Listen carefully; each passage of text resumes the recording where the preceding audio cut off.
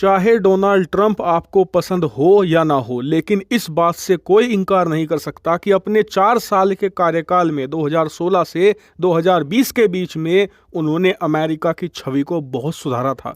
America की छवि धीरे धीरे एक रिलायबल कंट्री की बनती जा रही थी, जिस पर लोग भरोसा कर सकते थे। इसी का नतीजा ये हुआ कि भारत, जिसने अमेरिका के साथ कभी इतने ज्यादा अच्छे संबंध नहीं रखे, 2016 के बाद हमारे अमेरिका के साथ संबंध रूस से भी ज्यादा बेहतर हो गए थे। और इसका सबसे बड़ा कारण था डोनाल्ड ट्रंप की नीतियां। डोनाल्ड ट्रंप अपने सहयोगी देशों की संख्या लगातार बढ़ा रहे थे और उसके लिए उन्होंने सबसे अंडररेटेड काम किया। क्या था ये काम? उन्होंने 4 साल के कार्यकाल में एक भी युद्ध शुरू नहीं किया दुनिया में। और ये बहुत बड़ी उपलब्धि थी उनके लिए, क्योंकि उनसे पहले पिछले 50 सालों में जितने भी अमेरिका के राष्ट्रपति आए, हर राष्ट्रपति ने दुनिया में कहीं ना कहीं युद्ध शुरू किया ही किया था।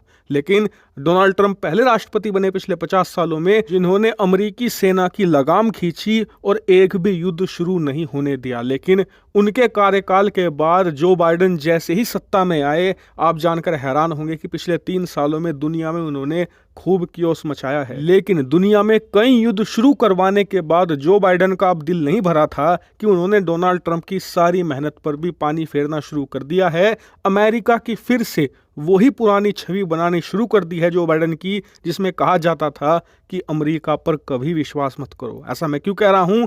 दरअसल इसके 2 बड़े उदाहरण हैं। पहला मैंने आपको कल शाम दिया था, जिसमें बताया था कि कैसे अमेरिका लगातार अपने सहयोगियों के साथ भारत पर इल्जाम लगा रहा है और भारत के साथ संबंधों को कमजोर कर रहा है। लेकिन यह तो कुछ भी नहीं है।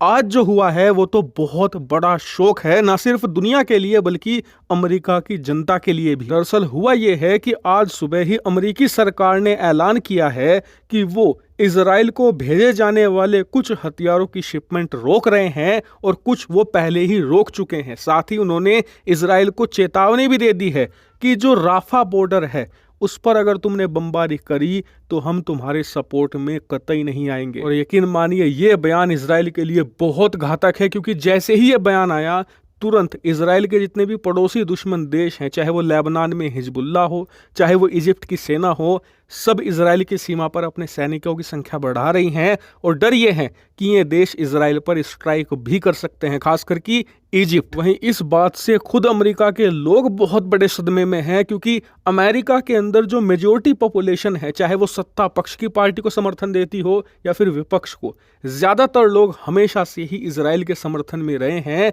लेकिन बाइडेन ने ये एक ऐसा दांव खेल दिया है जिससे कि इजराइल संकट में आ गया है, क्योंकि इजराइल बहुत ज्यादा रिलाय करता है अमेरिका के पैसों पर, अमेरिका के हथियारों पर। लेकिन अमेरिका ने जैसे ही हाथ खींचे हैं, कहीं ना कहीं इजराइल कमजोर पड़ा है। हालांकि इजराइल भी पलटवार करने की कोशिश में है इनडायरेक्टली। इजराइल को पता है कि अमेरिकी जनता उसके समर्थन में है। ऐसे में अमेरिकी जनता के साथ उन्होंने इमोशनल कार्ड खेलना शुरू कर दिया है। इजराइल के प्रधानमंत्री बेंजामिन नेतन्याहू ने बहुत ही इमोशनल वीडियो जारी करके कहा कि इजराइल अकेला खड़ा होगा, चाहे दुनिया उसका साथ दे या ना दे। बात करें अमेरिकी सरकार की, तो इसको लेकर अमेरिकी प्रशासन में ही गुस्सा है और बाइडेन के फैसले से अमेरिकी प्रशासन ही खुश नहीं है, क्योंकि उनका मानना है कि इससे उनकी छवि दुनिया में बहुत खराब हो रही है। भारत जैसे देशों में ये बात फैल रही है कि अमेरिका एक अनरिलायबल कंट्री है, उस पर भरोसा नहीं किया जा सकता। लेकिन जो बाइडेन को अपने लेफ्ट वोटर्स की ज़्यादा चिंता है,